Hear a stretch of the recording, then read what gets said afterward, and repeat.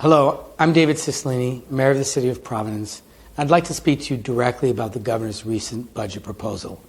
Like many others, I'm very concerned about what the Governor has proposed. In his budget, he intends to use part of the economic recovery money, our federal stimulus money, as a means to meeting the short-term budget deficit.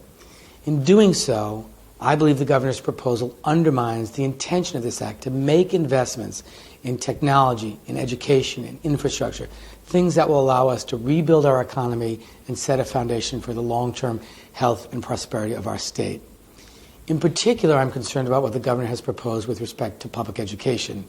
Secretary of Education Arne Duncan, in a memorandum that he released recently, articulates that the purpose of this new investment, this substantial investment in education funds, is to effect some important reforms in public education and allow American students to again compete in a global. This effort by the Governor to take resources that are intended to support public education and advance student achievement and accelerate reforms in public education, to take those funds in order to finance tax cuts for the wealthiest Rhode Islanders is the wrong decision.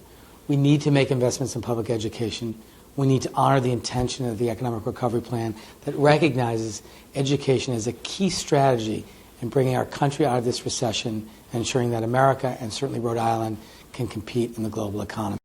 I will continue to work with our legislative delegation at the State House and with my team here in City Hall to ensure that all of the investment that is intended for public education in our city and in our state is made.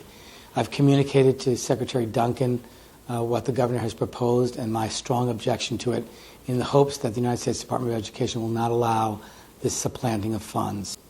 I will continue to work with our delegation at the State House and with my team here in City Hall to be sure that the Governor's proposal to supplant education funding to finance tax cuts for the wealthiest Rhode Islanders does not happen.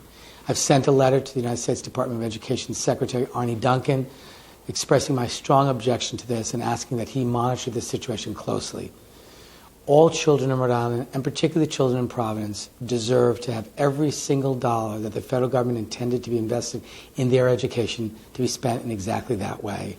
Please know that I will continue to work on this. Thank you for listening.